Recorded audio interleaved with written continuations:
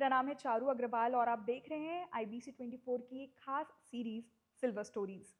छत्तीसगढ़ को 25 साल पूरे हो चुके हैं और इसी को लेकर हम अलग अलग सेक्टर से अलग अलग शख्सियत से आपको रूबरू करवा रहे हैं। और इसी कड़ी में आज हमारे साथ मौजूद हैं डॉक्टर रविंद्र ब्रह्मे जी, जो एक इकोनॉमिस्ट हैं। तो चलिए उनसे बातचीत करते हैं। सर, आपका बहुत स्वागत है हमारे शो में। कैसे हैं धन्यवाद। आप? धन्यवाद चारू जी, मैं बहुत अच्छा हूँ। आप बताइए। बढ़िया। जी। सर, छत्तीसगढ़ को 25 साल पूरे हो चुके हैं, जी। तो आर्थिक तौर पर हमारे राज्य में क्या कुछ बदला है? आप क्या-क्या चेंजेस देख रहे हैं?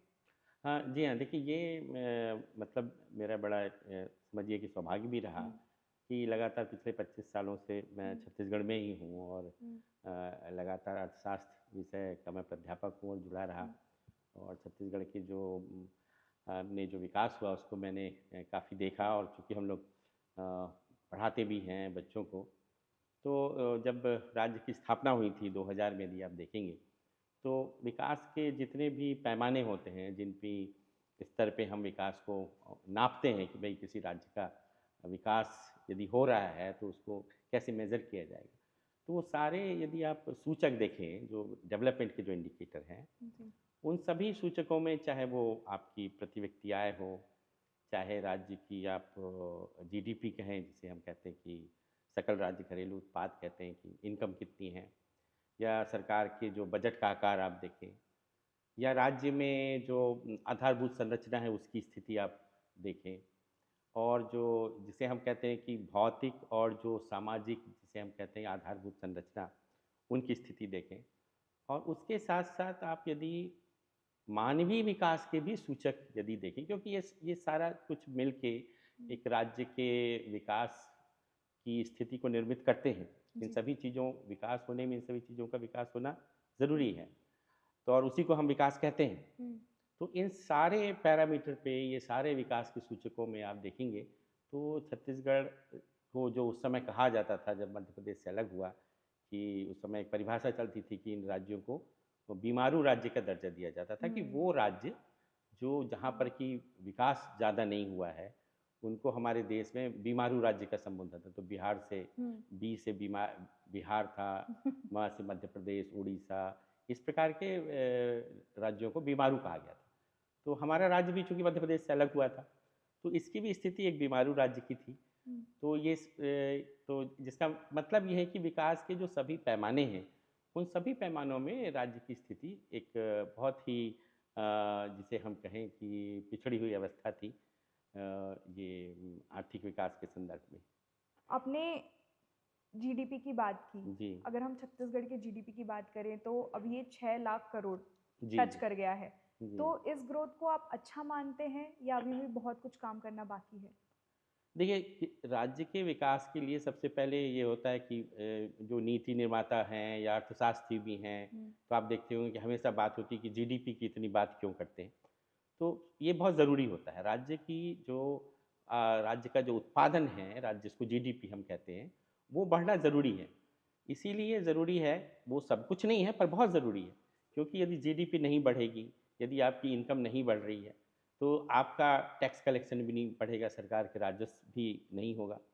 और राजस्व नहीं होगा तो सरकार फिर व्यय कैसे करेगी? यदि सरकार को शिक्षा में खर्च करना है, या स्वास्थ्य पे हुँ, खर्चना है, या आधारभूत संरचना बनाना है। तो इसीलिए विकास की पहली और मैं कहूँगा कि एक आवश्यक शर्त होती है कि उस राज्य का जीडीपी का बढ़ना हुँ, बहुत ज़रूरी होता है।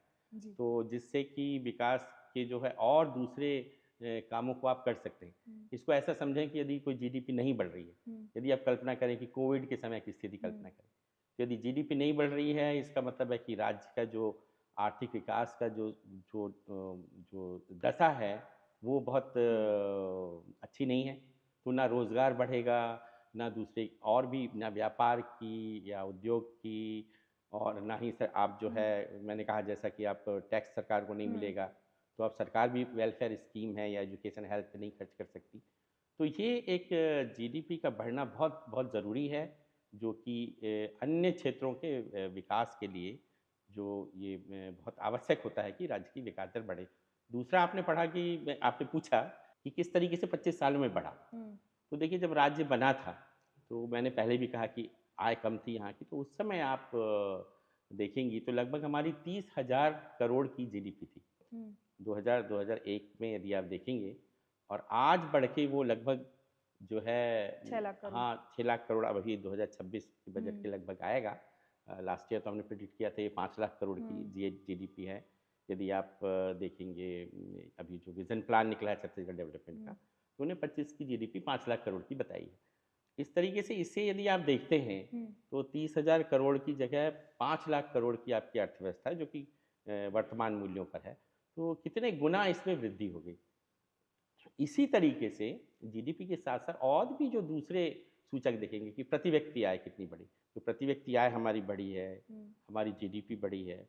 उसके साथ 25 सालों में यदि आप देखेंगे कि मानव विकास भी बहुत ज़रूरी है, क्योंकि हम्म, ये इसे कहा जाता है कि ये तो एक विकास का, जिसे आप कहें कि भौतिक सूचकांक है, कि हम्म, जीडीपी बढ़ना है, मात्रात्मक रूप से बढ़ रहा जी, है। गुणात्मक रूप से क्या हो रहा है? हाँ, ये गुणात्मक, ज़रूरी है। हाँ जी। तो गुणात्मक रूप से क्या वहाँ पर जो स्वास्थ्य की दशाओं में सुधार हो रहा है, हम्म, और वहाँ पे शिक्षा हम वही सबको उपलब्ध करा पा मैं रहे हैं। आगे जी, आने वाली थी सर, जी, कि अगर हम स्पेसिफिक सेक्टर्स की बात करें, जी, शिक्षा, स्वास्थ्य जी, और कला संस्कृति, खेल, जी। अगर हम इन स्पेसिफिक सेक्टर्स की बात करें तो तब के छत्तीसगढ़ में, शुरुआती छत्तीसगढ़ के दौर में और अब के छत्तीसगढ़ में क्या कुछ बदला, और आप क्या समझते हैं कि अभी भी कहाँ कमी रह गई है जिस पर हमें काम करना बाकी है? देखिए उस समय से लेके ये 25 साल का दौर, लगभग 2 ढाई दशक का दौर है। हुँ, और इसमें आप शिक्षा या स्वास्थ्य की बात यदि पूछ रही हैं, तो जो मैं खासकर जो सूचकों के माध्यम से बताऊँ, तो विकास हुआ है, जी। सुधार हुआ है। चाहे आप मातृत्व मृत्यु दर को लें, हुँ, चाहे आप साक्षरता को लें, साक्षरता की दर को लें, चाहे बच्चों में मृत्यु दर को लें या हुँ, कुपोषण की स्थिति को देखें, हुँ, तो ये सारे सूचक आपको दिखेंगे कि इसमें सुधार हुआ है। इनमें कमी आई है, और जिसे हम कहें कि सुधार है ये। हुँ, तो ये, और साथ ही साथ यदि आप शिक्षा की जो बात कर रहे हुँ, हैं, तो शिक्षा में चाहे वो प्राथमिक शिक्षा हो या सेकेंडरी एजुकेशन हो या कॉलेज की शिक्षा हो, तो यहाँ पर शिक्षा में जिसे हम कहते हैं कि ग्रॉस एनरोलमेंट रेशियो हुँ, है ना, और जो ड्रॉप आउट है वो कम हुआ है। ज़रूर इसको अभी और बढ़ाने की ज़रूरत है, और जो ज़्यादा ध्यान देने की ज़रूरत है, जिसको हमने अभी, जो सरकार ने अपने विज़न प्लान में भी रखा है, कि आजकल का समय बदल गया है, दौर ये बदला हुआ है। आज शिक्षा सिर्फ़, जो हम पहले एक डिग्री के रूप में हम कहते थे कि हुँ, डिग्री लेना है, पर अब वो बदल गया है कि अब आपको बिल्कुल।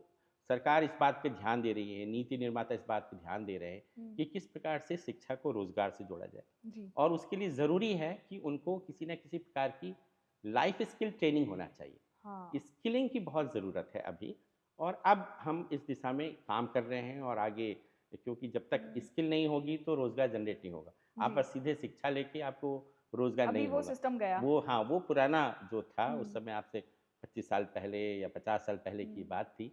पर इसीलिए नई शिक्षा नीति में स्किल को जोड़ा गया, और छत्तीसगढ़ में भी स्किल को जोड़ के देखा गया हुँ, है कि आगे हम रोज़गार कैसे हुँ, पैदा करेंगे।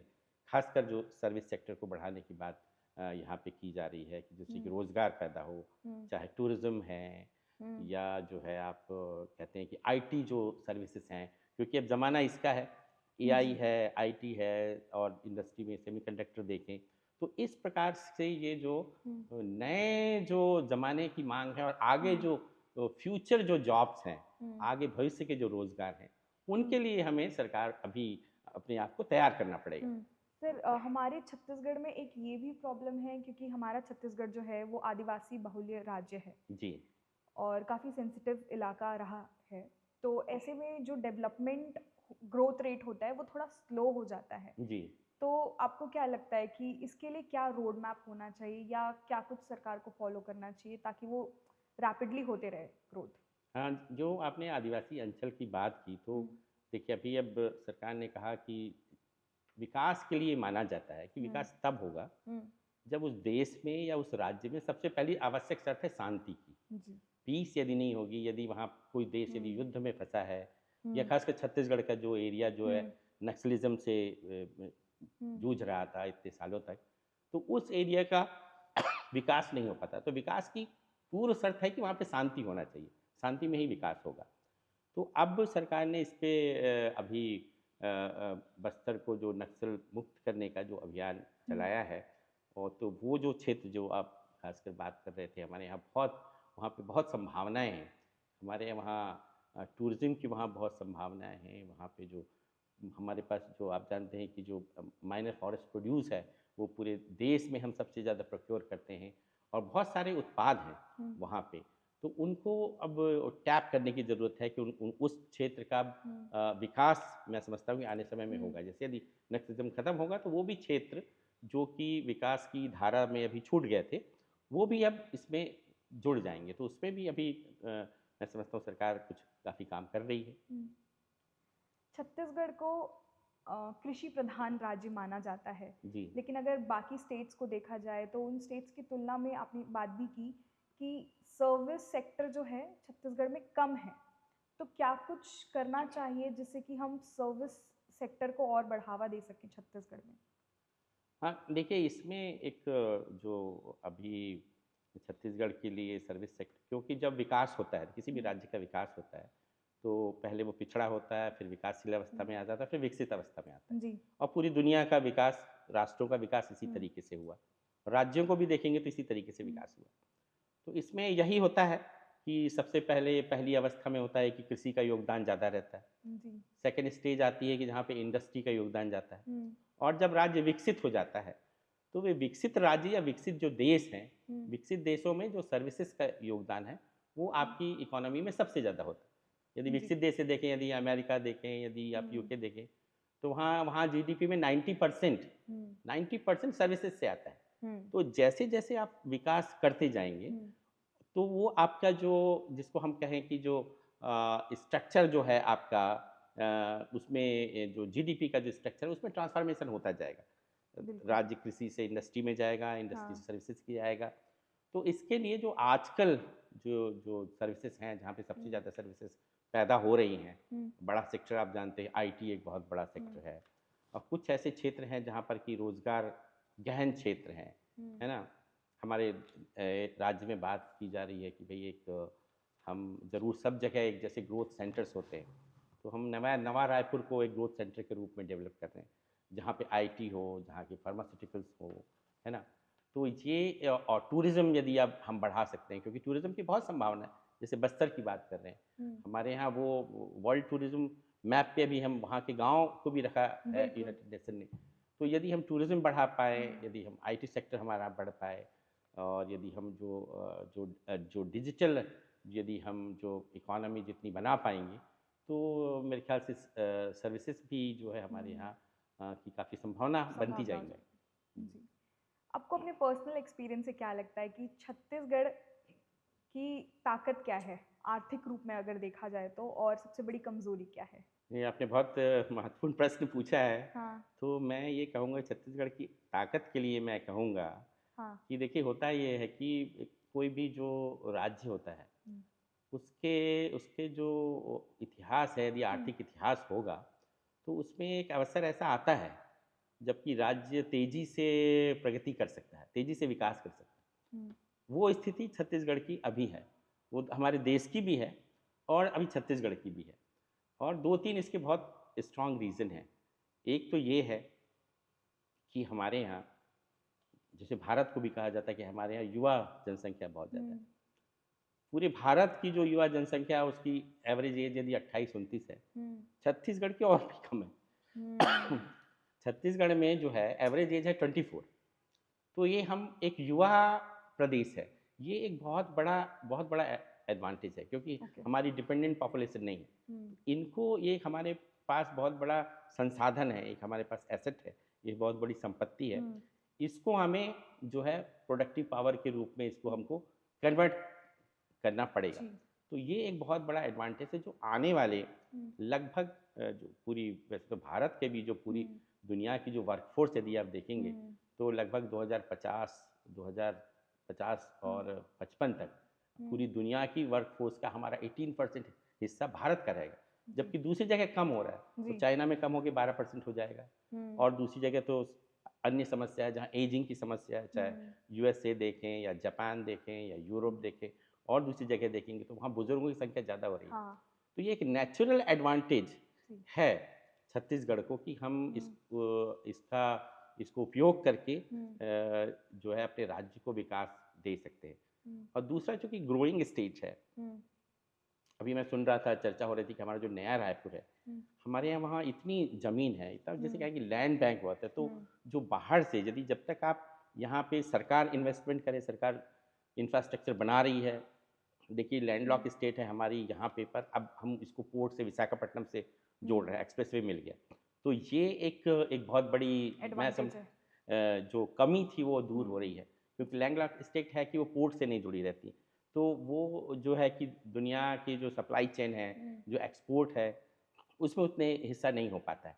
तो ये चीज़ एक हो रहा है, हमारा हुँ, इंफ्रास्ट्रक्चर बहुत बढ़ रहा है। बहुत ध्यान दिया जा रहा है, ये एक बड़ी हुँ, स्ट्रेंथ है।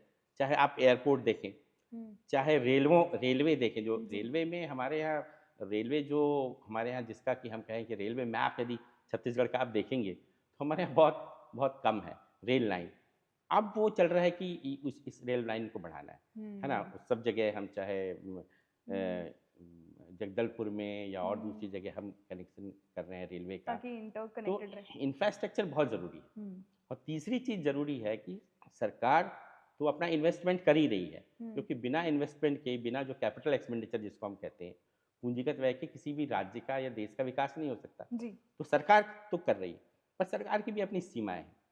तो इसके साथ-साथ जो प्राइवेट इन्वेस्टमेंट है, वो हुँ, भी इस राज्य में जितने ज़्यादा से ज़्यादा आएगा, उस हुँ, प्रकार से नया रायपुर को उस प्रकार से डेवलप किया जा रहा हुँ, है, और भी दूसरी जगह डेवलप की जा रहा है। जी। तो ये सारी जो स्थिति है, हुँ, खासकर इंफ्रास्ट्रक्चर जो बेहतर हो रहा है, हुँ, खासकर जो आप बाहर से इन्वेस्टमेंट ले रहे हैं, सरकार का हुँ, कैपिटल एक्सपेंडिचर बढ़ा है, आपके पास ह्यूमन रिसोर्सेज़ का एक हुँ, कैपिटल है, ये आपके पास बहुत बड़ी हुँ, एक ताकत है, जो हुँ, आने वाले 25-30 साल तक अभी आपके पास इसका एडवांटेज रहेगा। हुँ।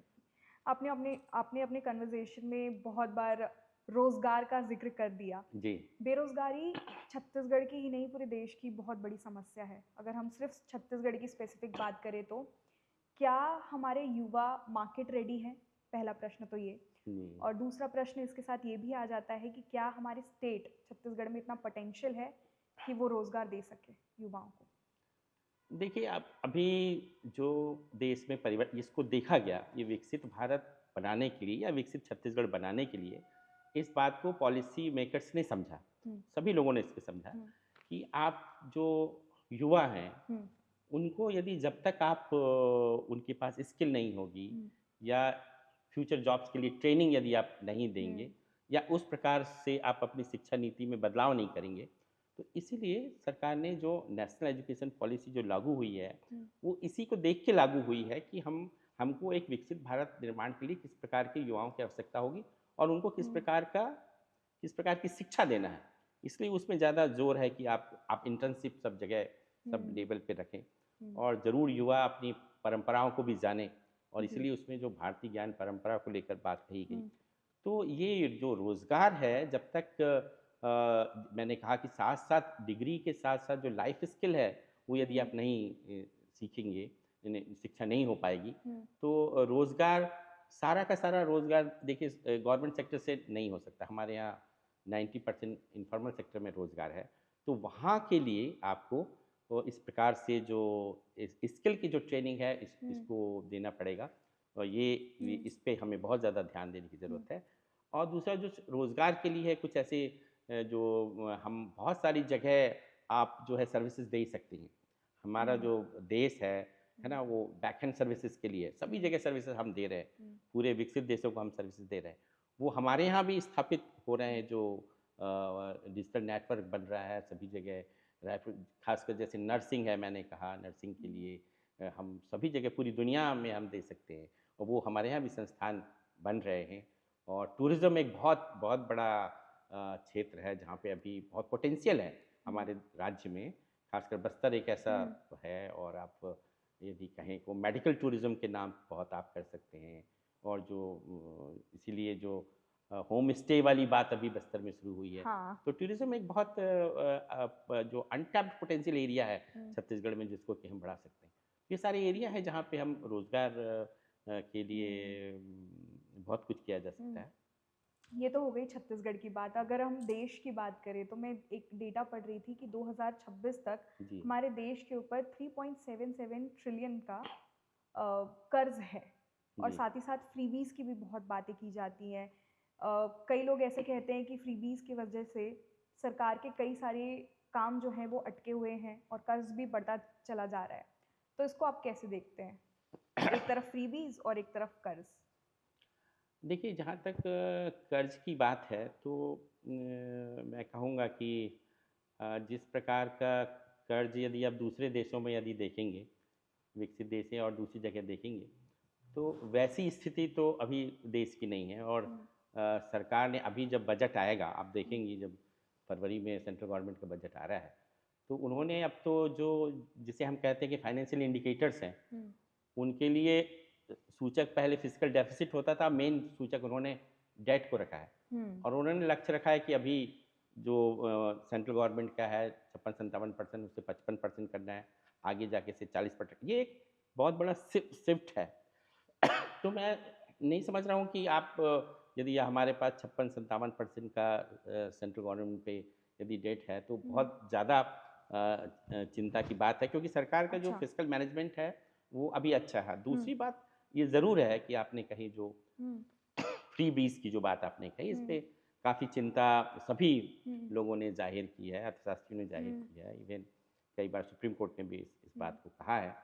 तो कुछ चीज़ें तो करना राज्य को बहुत ज़रूरी है, क्योंकि सरकार हुँ, वेलफेयर स्टेट है और सरकार का ही काम है कि लोगों को जो विकास की मुख्य धारा में नहीं हुँ, है ना, जो सशक्त नहीं है, हुँ, उनके लिए वेलफेयर स्कीम आपको लानी ही होगी। तो वेलफेयर स्कीम ज़रूर बननी चाहिए और वेलफेयर होना भी चाहिए, पर उसमें ये ज़रूर हो हुँ, कि वो स्कीम पूरी टारगेटेड हो। हुँ, मतलब कि जो हम दे रहे हैं, जिनको सहायता दे रहे हैं, जिनको वेलफेयर स्कीम जी, लगा रहे हैं, जिनको वास्तव में ज़रूरत है, हुँ, उनको वो चीज़ मिलना चाहिए। हाँ, ये नहीं है कि वेलफेयर स्कीम नहीं होगी, राज्य का काम है हाँ, ये, state is a welfare state. हुँ, तो उनको, उन लोगों को मैं कहूँगा कि जो स्कीम है वो टारगेटेड होनी चाहिए। तुमने बहुत इम्पोर्टेंट बात कही जी सर। हाँ, लक्षित हो कि हाँ, जिसको आवश्यकता है उसे ज़रूर मिले और जिसको आवश्यकता नहीं है वो ना मिले। और इसमें जो लीकेज है हुँ, कि जो बहुत ज़्यादा यानी जिन पे नहीं पहुंच पाते हैं, वो लीकेज, हालांकि सरकार ने खासकर ये डिजिटल इंफ्रास्ट्रक्चर हुँ, के बाद जो हमने डायरेक्ट कैश ट्रांसफ़र हुँ, के माध्यम से भी ये काफ़ी टारगेटेड हुआ है और लीकेज बहुत ज़्यादा कम हुए हैं। फिर भी बहुत संभावना है, चाहे पब्लिक डिस्ट्रीब्यूशन सिस्टम है या और दूसरी जगह है, जितना ज़्यादा हम लीकेज कम करेंगे, हुँ, उतना ज़्यादा जो हमारा रेवेन्यू बचेगा, उसको हुँ, ज़्यादा हम अपने विकास कार्यों में लगा सकते हैं। जी। जी। आपने जीडीपी ग्रोथ की बात की कि ग्रोथ बहुत अच्छा है और आए दिन हम देखते हैं डेटा जो सरकार जारी करती है कि जीडीपी ने इतनी ग्रोथ हासिल की और बहुत कुछ। लेकिन अगर हम वही धरातल पर देखें तो अब भी लोग बहुत ज़्यादा बेरोज़गारी से जूझ रहे हैं, महंगाई से जूझ रहे हैं, लगातार चीज़ों के रेट्स बढ़ रहे हैं। और तीसरा, जो डॉलर के कंपैरिजन में रुपी का रेट है वो हाँ। लगातार घटता जा रहा है। तो इसको आप कैसे देखते हैं? देखिए, जीडीपी तो हमारी दुनिया की बहुत फास्टेस्ट ग्रोइंग है। हुँ, पिछले आपने जो है क्वार्टर की जो थी, हुँ, सेकंड क्वार्टर की, वो 8.2 की ग्रोथ है, हाईएस्ट ग्रोथ रेट। जी, और यानी जो वैश्विक जितना हुँ, उथल-पुथल हुआ, अब ये तो पूरा हुँ, साल ही ऐसा रहा कि हुँ, बहुत उथल-पुथल का रहा, उसमें भी भारत की इकॉनमी अच्छा परफ़ॉर्म कर रही है। हुँ, और जितने हम कहते हैं कि इकोनॉमी के जो सूचक हैं, हुँ, जिसको हम मैक्रो इकोनॉमिक सूचक बताते हैं, जैसे आपने महंगाई की भी जो बात करी, तो ये जो महंगाई का भी जो हुँ, सूचक अभी जो है हमारे यहाँ, पूरी दुनिया में हमारे यहाँ सबसे कम हुँ, महंगाई वाला देश है। ज़रूर फूड इन्फ्लेशन थोड़ा हुँ, आपको देखने के लिए मिलेगा, पर ओवरऑल यदि आप देखेंगे इन्फ्लेशन, तो कम है। इसका अंतर यही है हुँ, कि इसको इकोनॉमी में निकालते हैं कि जो नॉमिनल और रियल हुँ, जीडीपी जो अंतर हमारा बहुत कम हो गया। या हुँ, ये एक चिंता की भी बात हो गई, 0.4% का अंतर है, तो क्योंकि नॉमिनल जीडी के आधार पे बहुत सारे हुँ, फिगर आपके डेफिसिट वगैरह के लगाए जाते हैं। जी, तो महंगाई को लेकर चिंता नहीं है, बैंकिंग की स्थिति स्ट्रांग है, अभी एनपी हाँ, उतना ज़्यादा नहीं स्ट्रॉन्ग है, बन रही है। ग्रोथ आपकी अच्छी है, हुँ, फिजिकल मैनेजमेंट आपका अच्छा है हुँ, ना? और ख़ासकर जो डॉलर को लेकर जो आप बात कर हुँ, रही हैं, तो वहाँ पे ज़रूर अभी रिज़र्व बैंक ने पहले तो हुँ, उसको जो है ओपन मार्केट में छोड़ा था और बीच में इंटरफेयर हुँ, किया, तो वो उसका भी वैल्यू जो है हुँ, अभी उन्होंने नियंत्रित किया हुआ है।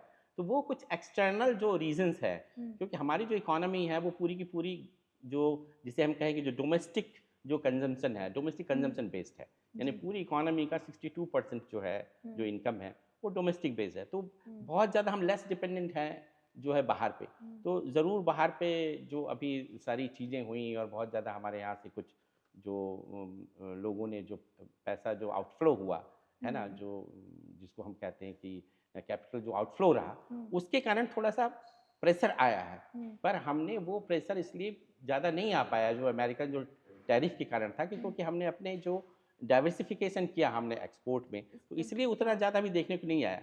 तो जी। वो प्रेशर ज़रूर थोड़ा-सा कैपिटल आउटफ्लो के हम्म, कारण अभी रुपए में दिख रहा है। हम्म, और परंतु इससे उतना ज़्यादा चिंता की बात ज़्यादा नहीं है क्योंकि हम्म, हम एक डोमेस्टिक कंज्यूमर बेस्ड इकोनॉमी है। जी। जी। आपने टैरिफ की बात की, मैं इसी को समझना चाहूँगी। एक तो टैरिफ वॉर को मैं समझना चाहूँगी। डोनाल्ड ट्रंप आए दिन कहते रहते हैं, धमकियाँ देते रहते हैं भारत को कि भारत ने मेरी बात नहीं मानी, रशिया से तेल लेना बंद नहीं किया तो और टैरिफ बढ़ा देंगे, और काफ़ी ज़्यादा उन्होंने टैरिफ इम्पोज़ भी कर दिया है इंडिया के ऊपर। तो इससे इंडिया को क्या सचमुच फ़र्क पड़ रहा है, और अगर फ़र्क पड़ रहा है तो कितना फ़र्क पड़ रहा है? आप कैसे देखते हैं इसको? नहीं, ज़रूर सरकार ने जो टैरिफ की हुँ, जो बात हुई, उससे सरकार ने कुछ हुँ, अपनी पॉलिसीज़ बनाई कि किस हुँ, प्रकार से एक्सपोर्टर्स को हम सपोर्ट कर सकते हैं हुँ, उसके लिए। और इसीलिए यदि आप देखें तो इस साल वो टैरिफ का जो हुँ, इम्पैक्ट है, यदि टैरिफ हुँ, का ऐसा ही इम्पैक्ट होता तो हमारी इकोनॉमी 8.2 हुँ, जो है ग्रोथ रेट है, इससे नहीं बढ़ती। हुँ, ज़रूर उससे थोड़ी चिंता की बात हुँ, यहाँ पर है, जो जिन चीज़ उन्होंने लगाया, हुँ, खासकर जो आपके जो टेक्सटाइल पे है हुँ, या और दूसरी जगह जो उन्होंने लगाया, हुँ, उस पे थोड़ा-सा उस क्षेत्र को फ़र्क पड़ा है, पर हुँ, ओवरऑल इकोनॉमी पे ऐसा बहुत ज़्यादा फ़र्क नहीं पड़ा है। हुँ, और वो तो फ्री ट्रेड एग्रीमेंट की बात हुँ, हो रही है उनसे, यदि और हमने काफ़ी जगह हुँ, से फ्री ट्रेड एग्रीमेंट किया है, जी, क्योंकि अब जो हम जो है एक मल्टीपोलर वर्ल्ड में रह रहे हैं इस समय, हुँ, तो उस आधार पे हम और देशों से भी, क्योंकि हुँ, हमारी इकोनॉमी बहुत ज़्यादा एक्सपोर्ट पे डिपेंड थी यूएसए हुँ, पे, तो अब हम उसको जो है और हुँ, दूसरी जगह और दूसरे देशों से भी, हुँ, ये चाहे यूके से है या यूरोप से है, न्यूजीलैंड हुँ, से है, और सभी जगह से हम उसे चाह रहे हैं कि हमारे जो एक्सपोर्ट डेस्टिनेशन है, हुँ, या हम इसको किस प्रकार से विविधीकृत कर सकें कि हुँ, एक ही जगह हमारी ज़्यादा डिपेंडेंस ना हो। तो वो भी उस पे हुँ, काम कर रहे हैं, मतलब हो रहा है, काफ़ी एग्रीमेंट हुए हैं। हुँ, और मेरे ख्याल से यूएसए से भी एग्रीमेंट हुँ, 2026 में होना चाहिए, जी, क्योंकि उनकी अलग अपनी डिमांड है।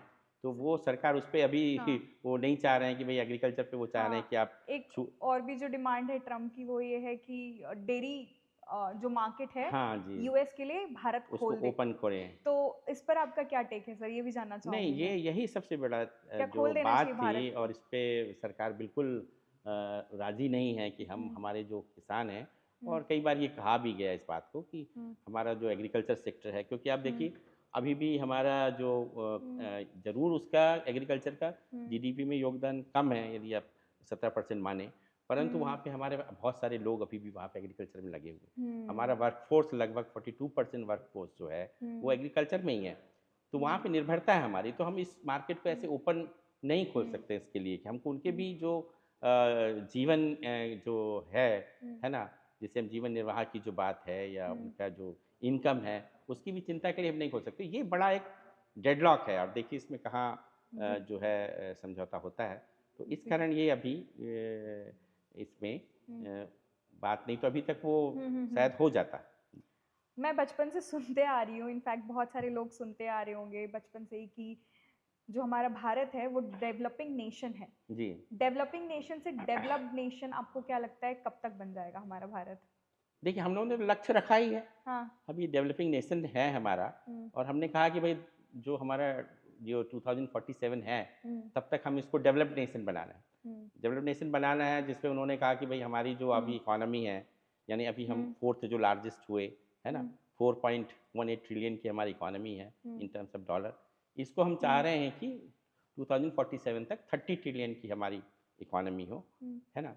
और हमारी जो पर कैपिटा इनकम भी हो, वो भी जो अभी लगभग हुँ, 2700-2800 के आसपास है, वो $18,000 या $20,000 के हुँ, पास होना चाहिए। Then we will become developed hmm, nation. तो ये तो सरकार ने अपने हुँ, विकसित भारत का जो लक्ष्य रखा है, उसमें स्पष्ट रूप से इस बात को कहा है। 5 ट्रिलियन इकोनॉमी की आपने बात की, आपको क्या लगता है इस सपने में कितनी सच्चाई है?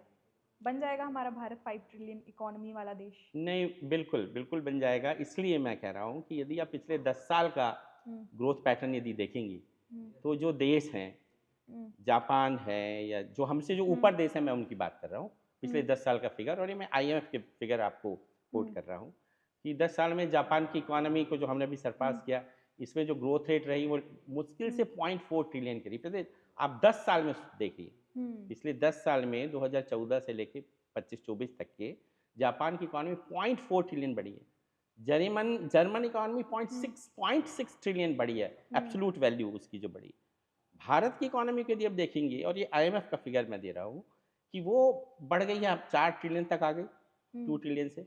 तो लगभग हुँ, लगभग 10 साल में हमने 2 ट्रिलियन बढ़ाया, और जो हमारी ग्रोथ रेट है, हुँ, तो ये जो बात कही जा रही है 5 ट्रिलियन की, हुँ, ये बहुत ही जो ये जो स्ट्रॉन्ग फंडामेंटल्स हैं, जिस तरीके से हम ग्रोथ कर रहे हैं, हुँ, 7-8% की हमारी जो ग्रोथ रेट है, और बहुत जल्दी 29, 28, 29 या 30 तक हम हुँ, इकोनॉमी थर्ड लार्जेस्ट हो जाएंगे, इसमें तो कोई शक है ही नहीं। क्योंकि हमने हुँ, 10 साल में, मैंने बताया कि लगभग 2 ट्रिलियन बढ़ी हमारी, हुँ, और वहीं जापान और जर्मनी की मुश्किल से 0.4 और 0.6 ट्रिलियन बढ़ी है। हुँ, इट्स ह्यूज डिफरेंस। हम बहुत तेज़ी से, हमारी ग्रोथ रेट है हुँ, जो, जिसे हम कहते हैं कि जो ये जो हुँ, लार्ज इकोनॉमीज़ हैं जो बढ़ रही हैं, उसमें हुँ, हाईएस्ट ग्रोथ रेट हमारी है।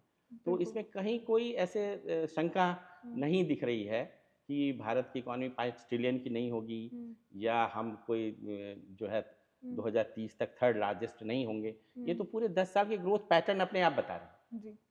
एक लगातार डिबेट ये चल रहा है कि गवर्नमेंट की जो एंटिटी है वो लगातार प्राइवेट ग्रुप्स को दी जा रही है, तो आपका जो एक्सपीरियंस है वो क्या कहता है, ये एक अच्छी चीज़ है या इसे हम कैसे देखते हैं? हर चीज़ का प्राइवेटाइजेशन हो रहा है, चाहे वो एयरपोर्ट हो, चाहे पीएसयूज हो, हर चीज़ का प्राइवेटाइजेशन हो रहा है। देखिए, दुनिया में आप, यदि हमने 2091 में ये हम्म, पॉलिसी लागू की थी, हम्म, 91 में, कि जिसको एलपीजी पॉलिसी हमने कहा, हम्म, और 91 तक हमारी जो ग्रोथ रेट थी वो हम्म, काफ़ी कम रही। और उसके बाद हमने विकास किया, हमने देखा कि भई हम्म, जो सेक्टर नहीं काम कर पा रहे हैं, जो हम्म, अंडरटेकिंग्स नहीं काम कर पा रही हैं, उनको, उनका जो बर्डन जो पड़ रहा था, हमने स्थापना हम्म, इसलिए की थी कि उनसे सरकार को कुछ रेवेन्यू मिलेगा, कि वहाँ यदि वो पब्लिक सेक्टर हैं अंडरटेकिंग्स, तो वो सरकार के बजट में कुछ रेवेन्यू का कंट्रीब्यूशन वहाँ से मिलेगा। जी, पर हो ये नहीं रहा है। हम्म, हुआ ये थी कि सरकार को ही, उनको अपने अपने बजट से सरकार को उनको सपोर्ट करना पड़ता था, उनकी फंडिंग करनी पड़ती हम्म, थी, चाहे एयर इंडिया रहा हो हम्म, या और दूसरी चीज़ें जो रही हैं। तो हम्म, इस प्रकार से आप, सरकार की जो सीमाएं हैं, उनकी हम्म, अपनी जो बजट की सीमाएं हैं, आप उसको हमेशा के लिए फंडिंग नहीं कर सकती हैं। हम्म, और जो दुनिया में विकास भी हुआ है, हम्म, वो यदि निजी निवेश नहीं आएगा, प्राइवेट इन्वेस्टमेंट नहीं हम्म, होगा, तो, क्योंकि सरकार का काम हम्म, व्यापार करना जी, या उद्योग खोलना नहीं है, हाँ, क्योंकि उसके जो नियम हैं उद्योग चलाने हम्म, के, वो निजी व्यक्ति ही कर सकता है। क्योंकि सरकार करेगा हम्म, तो वो अलग तरीके से, उसमें बहुत धीमापन हम्म, आ जाता है, और दूसरी जो ब्यूरोक्रेटिक समस्या हम्म, होती है, वो चीज़ आती है, क्योंकि हम्म, उसको ब्यूरोक्रेट चलाते हैं। हम्म, तो उसको निजी लोगों को व्यापार करने दिया जाए, इसलिए मार्केट इकोनॉमी में कहा जाता है कि निजी लोग व्यापार करें, और हम्म, सरकार को काम ये होना चाहिए कि वो फैसिलिटेटर हो, हम्म, उनको सहायता करे, हम्म, गवर्नेंस हो, अच्छी हम्म, गवर्नेंस हो, है ना? और ईज़ ऑफ डूइंग, जो ये सब जो बात हुई है, जी, या गवर्नेंस की या ईज़ ऑफ डूइंग बिज़नेस की, हम्म, कि भाई व्यापारी हैं, सिंगल विंडो की बात होती है। हम्म, तो ये सारे कंसेप्ट वहाँ से हैं, ये इन्हीं को बता रहे हैं हम्म, कि जो विकास होगा, उसमें ज़्यादा से ज़्यादा हम्म, जो निवेश आएगा, निजी निवेश आएगा, वो उद्योग स्थापित करेंगे। ठीक है, सरकार सड़क बना दे, सड़क बनाने के बाद एक अच्छा इंडस्ट्रियल पार्क बनाएँ, अच्छा फूड पार्क बनाएँ, अच्छा टेक्सटाइल पार्क बनाएँ, फार्मास्यूटिकल पार्क बनाएँ, और वहाँ पे लोग आके अपने उद्योग की स्थापना करें। जी, सरकार तो उद्योग स्थापित करेगी नहीं, है जी, ना? तो विकास का यही जो पैटर्न है, हम्म, और ये यदि हम नहीं इसको लागू करेंगे तो फिर पीछे रह जाएँगे। जी। गवर्नमेंट की सारी योजनाएं, सारी नीतियां एक तरफ, जी, लेकिन जो बहुत बहुचर्चित योजना है उनकी महिलाओं को लेकर, जी, चाहे छत्तीसगढ़ में महातारी वंदन योजना हो या एमपी में लाडली बहन योजना हो, या देश में अलग अलग महिलाओं को लेकर जो योजनाएं चल रही हैं वो काफ़ी ज़्यादा फ्लैगशिप हो जाती हैं। जी। तो आपको क्या लगता है सर, आपके एक्सपीरियंस से, कि ये योजनाएं जो महिलाओं के ऊपर केंद्रित की जाती है वो कितनी इम्पोर्टेंट है और कितनी ज़रूरी है किसी भी देश के लिए आर्थिक रूप में? देखिए, ये कहा जाता है कि जैसे यदि आप किसी पुरुष को यदि आप शिक्षित कर रहे हैं, हुँ, तो एक ही आदमी शिक्षित हो रहा है। हुँ, यदि किसी महिला को आपने हुँ, शिक्षित किया, तो इसका मतलब है कि ये पूरा परिवार शिक्षित हो रहा है ना? तो ये सभी जगह देखा गया हुँ, दुनिया में हुँ, कि जहाँ पर महिलाओं को लक्षित करके जो नीतियाँ बनाई गई हैं, वो हुँ, बहुत अच्छे से सफलतापूर्वक चली हैं। जी, नंबर ऑफ कंट्रीज़ का आप एग्ज़ाम्पल देखेंगे। हुँ, और फिर बाद में ये देखा गया कि हुँ, आज के समय में जो जो डायरेक्ट बेनिफिट ट्रांसफ़र होने चाहिए, हुँ, ये ज़्यादा लाभकारी होते हैं, हुँ, है ना? ये आप किसी को कोई वस्तु के रूप में कोई मदद दे रहे हैं, हुँ, उससे अच्छा आप उसको जो है सीधे कैश ट्रांसफ़र कर आर्थिक रहे हैं, तो रूप वो अपने जो उसकी आवश्यकता है, हुँ, उसके अनुसार वो कर सकती है। जी, तो महिलाएँ निश्चित रूप से इससे हुँ, सशक्त सशक्त हुई हैं हुँ, और वो छत्तीसगढ़ में तो वैसे भी हुँ, आप देखिए छत्तीसगढ़ एक ऐसा राज्य है जहाँ कर की जो जेंडर रेशियो हुँ, है ना?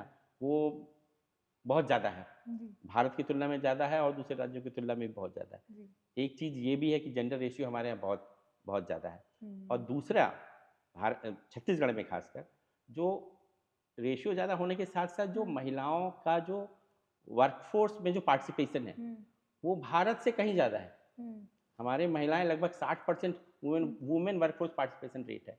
जबकि हुँ, पूरे देश में आप देखेंगे तो अभी 40% के आस-पास होगा। हुँ, तो ये एक एडवांटेज है और महिलाओं को देखें आप तो जो ख़ासकर जो सेल्फ हेल्प ग्रुप्स चल रहे हैं हुँ, या लगभग जो मितानिन का काम जो हुँ, कर रही हैं स्वास्थ्य के लिए महिलाएँ जो गाँव के एरिया में कर रही हैं। हुँ, तो ये देखा गया पॉलिसी की जो अध्ययन किए गए जो हुँ, जहाँ महिलाओं को केंद्रित करके पॉलिसी बनाई गई हैं, हुँ, उनमें जो वो उनकी जो जिसे कहें जो सक्सेस रेट है, हुँ, उनका प्रभाव ज़्यादा अच्छा रहा है। जी। जी, आप, अगर मैं बात करूँ, जी, तो हमारे देश की जो वित्त मंत्री हैं निर्मला सीतारमन जी, जी। उनको, और छत्तीसगढ़ के वित्त मंत्री ओपी चौधरी जी को 10 में से कितने-कितने अंक देंगे? नहीं, देखिए अभी तो जो काम कर रहे हैं, अभी तो बजट आने वाला है ना? जी। तो बजट आने के बाद नॉर्मली ये चर्चा होती है कि हुँ, भई किस प्रकार से इसमें क्या-क्या बातें हैं, उस आधार पे हुँ, आप उनका मूल्यांकन करें। परंतु जो इकोनॉमिक कंडीशन है, हुँ, जो जिस तरीके से इकोनॉमी को चल रही है और ख़ासकर मैंने बताया कि जो जिसको हम देखते हैं कि इस देश की हुँ, इकोनॉमी देखना है, तो उसके क्या मैक्रो इंडिकेटर्स हैं, कि हुँ, ग्रोथ रेट क्या है, बैंक की क्या स्थिति है, महँगाई की क्या स्थिति है, हुँ, फॉरेन एक्सचेंज रिज़र्व की क्या स्थिति है, हुँ, सरकार कैपिटल एक्सपेंडिचर कर रही है कि नहीं हुँ, कर रही है बजट के माध्यम से। ये सारे यदि इंडिकेटर आप देखेंगे, हुँ, तो ये बड़े पॉज़िटिव डायरेक्शन में हैं। हुँ, तो ये निश्चित रूप से क्रेडिट गोज़ टू जो है आप कहेंगे कि उस देश के वित्त मंत्री को हुँ। या आपके राज्य के वित्त मंत्री को फिर भी ये सर 10 में से कितने अंक देंगे आप? अगर देना चाहें नहीं, तो? देखिए अंक देने के लिए इसे ऐसा ना समझें कि उन्हें हाँ, अंक दिया जाए, क्योंकि यहाँ पर भी काफ़ी चर्चा छत्तीसगढ़ में भी काफ़ी हुँ, डेवलपमेंट ओरिएंटेड पॉलिसीज़ हो रही हैं। चाहे गति योजना के माध्यम से बात हुई हुँ, बजट के अंदर या ज्ञान के माध्यम से हुँ, बात हुई है या यहाँ पे ऐसा रहा कि हमारे यहाँ तो वो जो गवर्नेंस को लेकर एक जो है हुँ, विभाग ही खोला गया, पहला हुँ, शायद एक ऐसा राज्य है और डिजिटल इंफ्रास्ट्रक्चर को हुँ, बढ़ाने की बहुत बहुत ज़्यादा बात हो रही है। ये हुँ, सारे प्रोग्रेसिव चीज़ें हैं एक हुँ, देश के लिए और दूसरी एक बात आपने चूँकि छत्तीसगढ़ के वित्त मंत्री की बात की है, हुँ, तो एक बात मुझे जो उनकी बड़ी अच्छी लगती है, वो ये है कि उन्होंने जो दंतेवाड़ा में जो एक जहाँ से ये आपका नालंदा परिसर की जो बात रही और वहाँ पे जो हुँ, एक एजुकेशन जो है वहाँ पे सिटी तरीके उन्होंने बनाई, ये सभी ज़िलों में बन रहा है।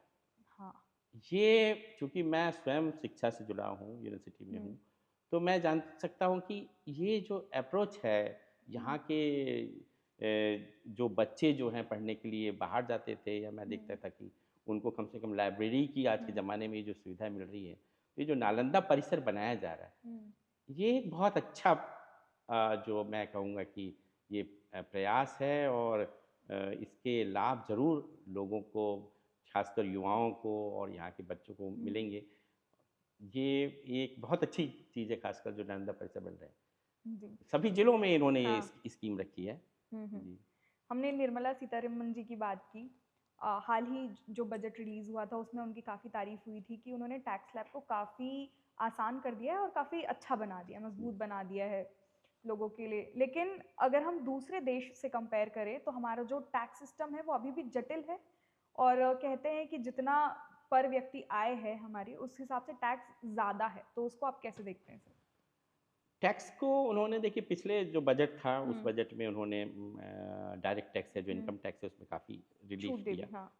और इसको ज़्यादा से ज़्यादा सरल हुँ, बनाने का प्रयास किया जा रहा है। हुँ, अभी जो 26 का बजट आएगा, हुँ, 26 के बजट में जो डायरेक्ट जो हुँ, टैक्स कोड है वो नया एक लागू किया जाएगा। हुँ, तो वो भी एक टैक्स को जितना ज़्यादा हुँ, सरल बनाने की बात की गई। हुँ, उसी प्रकार से जब जीएसटी लागू किया गया, हुँ। तो जीएसटी जो 2 पॉइंट ओह! को हाँ। जो रिफ़ॉर्म अभी किया गया, आपने टैक्स हुँ, की दरों को उसको कम किया, है ना? तो इस प्रकार के जो रिफ़ॉर्म हैं टैक्स में कि आप उसको कितना सरल बना सकते हैं हुँ, लोगों के लिए, और तो उसका जो कंप्लायंस है, हुँ, तो वो ज़्यादा अच्छा हो जाता है। हुँ, तो ऐसे प्रयास पिछले बजट और हुँ, इस ये जो वित्त वर्ष चल रहा है, हुँ, इसमें काफ़ी प्रयास सरकार के द्वारा किए गए हैं। हुँ।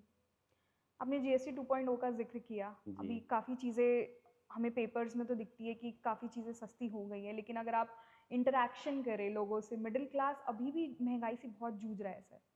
चाहे रिक्शा वाला हो या पनवाड़ी हो या कोई हम अपने ही घर में देख लेते हैं, तो चीज़ों की रेट्स जो हैं वो अभी भी बढ़ रही हैं, तो इसको आप कैसे देखते हैं?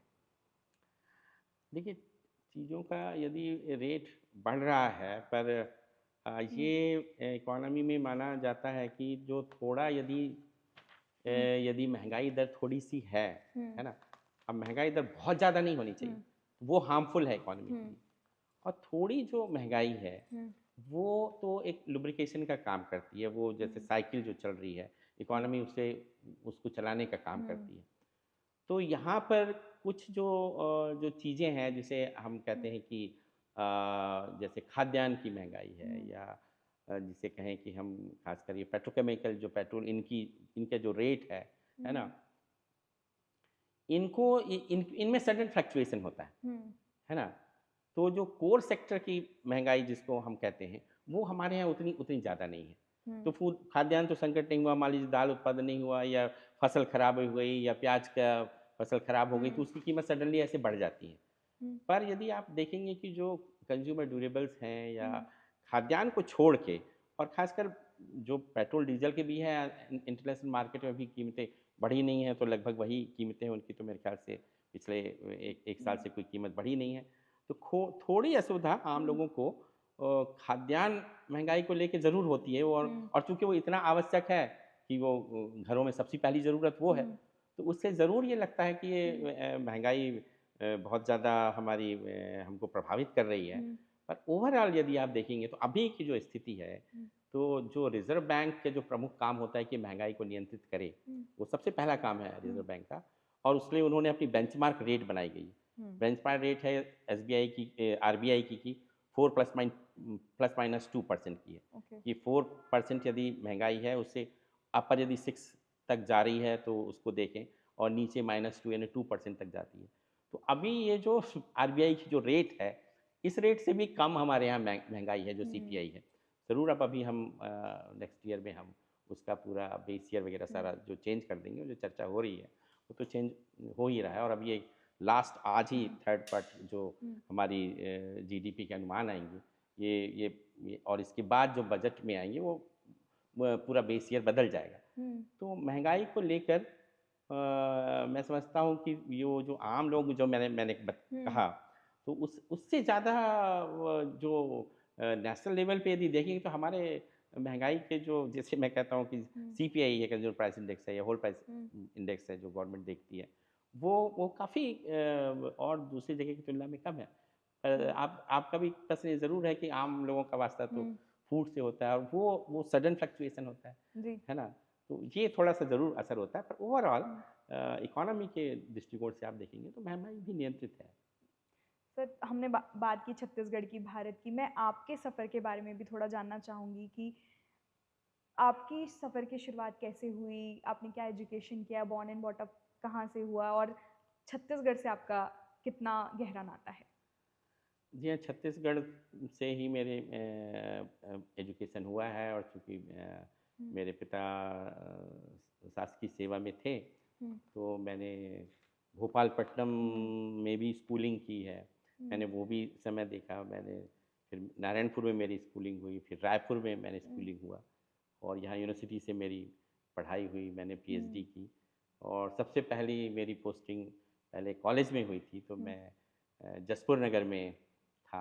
हुँ, वहाँ 1 साल मैंने कहा हुँ, और उसके बाद फिर मैं बिलासपुर, जो आजकल सेंट्रल यूनिवर्सिटी बन गई है, हुँ, वहाँ पर मैं आ गया, बिलासपुर सेंट्रल यूनिवर्सिटी में, अर्थशास्त्र विषय में।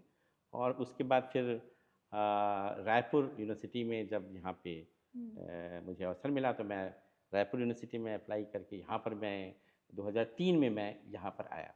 अच्छा। तो मेरा पूरा चूँकि एजुकेशन है, हुँ, वो पूरा छत्तीसगढ़ में ही यहाँ पर हुआ है हुँ, और इसी जो हुँ, और ये मेरा मुझे बहुत पसंद भी है, क्योंकि उस समय मेरा 87 में मेरा चयन हो गया था पीएससी में। अच्छा, पब्लिक सर्विस मध्य प्रदेश होता था, हाँ, तो मेरे बड़े भाई और मेरा दोनों का चयन हो गया था। तो बड़े भाई तो डीएसपी हो फिर जॉइन किए उन्होंने, फिर हुँ, वो यहाँ से रिटायर हुए। पर मुझे लगा कि मेरा रुचि थी कि मुझे शिक्षक ही बनना है, शिक्षा हुँ, के क्षेत्र में जाना है। तो मैंने शिक्षा के क्षेत्र में ही चुना हुँ, और मैं इसको बहुत मुझे बहुत आनंद आता है, हुँ, मतलब पढ़ाने में मैं इसको एन्जॉय करता हूँ। हुँ, ये अपने प्रोफ़ेशन को एन्जॉय करता हूँ। जी। आखिर में ये पॉडकास्ट का अंत है, आखिरी क्वेश्चन जी, आपसे पूछूँगी। मैं भी बाहर जॉब की हूँ कई सालों तक, और जो मेरे कज़िन्स भी हैं और बहुत सारे लोग ये बोलते हैं, जब भी हम बताते हैं ना उनको कि हम छत्तीसगढ़ से हैं, 2 ही चीज़ें लोगों के दिमाग में रजिस्टर है, एक ही, अच्छा धान का कटोरा वाला छत्तीसगढ़ जी, या नक्सलवाद से ग्रसित छत्तीसगढ़। हुँ। नक्सलवाद को तो हमने काफ़ी हद तक मतलब लतेड़ दिया है, वो जा चुका है, लेकिन धान का कटोरा वाला नॉर्म जो है वो अभी भी है, जो जिसके ऊपर हम प्राउड भी करते हैं। लेकिन मैं आपसे ऐसे 3 या 5 पॉइंट्स जानना चाहूँगी जो लोगों को आप बताएँ कि इसके अलावा भी हमारा छत्तीसगढ़ जो है शाइन कर रहा है। इसके अलावा छत्तीसगढ़ शाइन कर रहा है। देखिए, हमारे यहाँ जो मिनरल्स हैं, हाँ। उनका देश में हम वेरी मिनरल रिच हैं हुँ, स्टेट। और हमारे यहाँ से जो इंडस्ट्रीज़ है, हुँ, यानी आप देखेंगे कि हमारे यहाँ जो स्टील भी जो हमारे यहाँ जो बनता हुँ, है ना? वो स्टील आप दुनिया के जो चिनाब के उसमें भी लगा हुआ है जी। और जो आप यदि देखेंगे कि हमारा बड़ा विमान वाहक पोत है विक्रांत, हुँ, उसमें भी लगा हुआ है। अच्छा।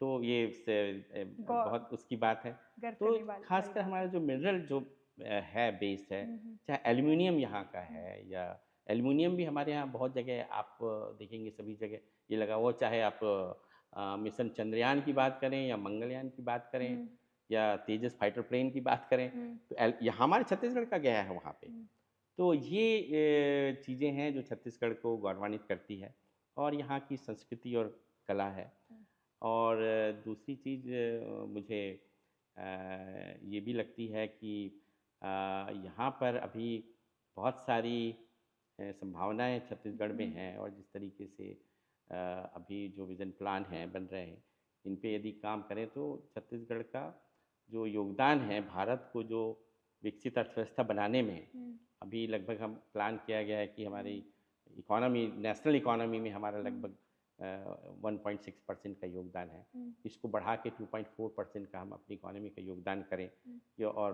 भारत का जो विकसित भारत जो बनने का सपना है, उसमें छत्तीसगढ़ के भी अपना जो योगदान हो, तो ये पूरा टारगेट रखा गया है। हुँ, तो ये सारी चीज़ें हैं जो गर्व करने की बात है। कुछ ज़रूर गलत ऐसा नैरेटिव गढ़ दिया जाता है, उस हुँ, नैरेटिव को तोड़ने की ज़रूरत है और हुँ, ये बताने के लिए बहुत संभावना से भरा राज्य है। जी। तो ये आप लोगों के माध्यम से भी ये हुँ, ज़्यादा अच्छे से हो सकता है कि लोगों तक ये बात पहुँचेगी कि नहीं, छत्तीसगढ़ सिर्फ नक्सलवाद नहीं है या धान का कटोरा नहीं है। जी, इस बिकेम जो है यहाँ इंडस्ट्रियल और जो है अब तो मिनरल्स, हम डेटा सेंटर आ रहा यस, है और जो है आपके सेमीकंडक्टर्स के जी, बारे में बात हो रही है। तो ये बड़ी जो फ्यूचर ओरिएंटेड जो पॉलिसीज़ बन रही हैं, हुँ, ये भी छत्तीसगढ़ के लिए बहुत ही अच्छी हुँ, खबर है। जी। हुँ, आपके साथ ये जो इंटरेक्शन था वो मेरे लिए भी काफ़ी इम्पोर्टेंट था और इन्फॉर्मेटिव था। जी। आई एम श्योर आपको भी ये इंटरेक्शन पॉडकास्ट काफ़ी अच्छा लगा होगा। हमें कमेंट करके आप लिख बताइए कि ऐसे इंटरेक्शंस आप और कितना देखना पसंद करेंगे और कौन सा पॉडकास्ट का एक सेक्शन था जो आपको बहुत पसंद आया। और देखते रहिए IBC 24। मेरा नाम है चारू अग्रवाल। नमस्कार।